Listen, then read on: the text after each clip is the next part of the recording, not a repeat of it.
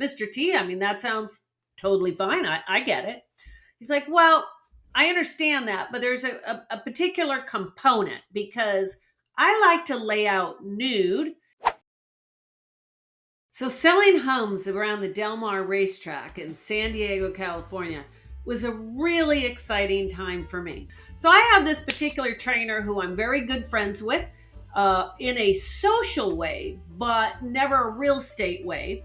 So, this particular trainer, we're going to say Mr. T for trainer, says, Shannon, I'm very specifically looking for a house because when I get home at 10 in the morning from the races, I want to spend some time hanging out at my pool, enjoying the beautiful weather before I have to go back to the races at 2 or 3 in the afternoon. I'm like, well, Mr. T, I mean, that sounds totally fine. I get it.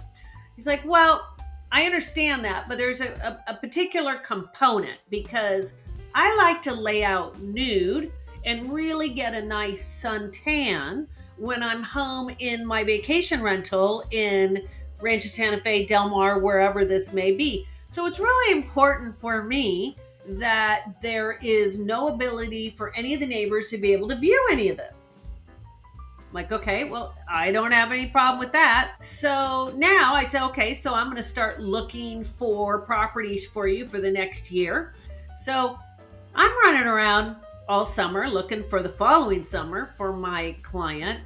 And I got to walk into every house and meet the realtor. And I'm walking out to make sure that the pool is covered. But then I got to go look around and say, okay, so are there any other windows of any other houses that could possibly look in? Because this is a very well-known, affluent person in the horse racing business that has a partner that they enjoy lying around nude and in the afternoons.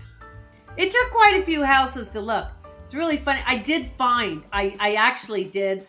I had the beauty of selling Mr. T, Mr. Trainer, a wonderful house downtown San Diego. Afterwards, he just finally decided it was time to get his own house. We got a beautiful home overlooking the mountains, the ocean, the airport, and like in his canyon, the airplanes would fly right through. Like almost if you're sitting in the living room, they're going right through. But for some reason, the way that it was blocked, there was never any noise. And it was just a traditional Spanish, beautiful home.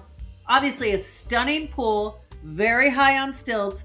Nobody could see in or see out. It was really quite a stunning house.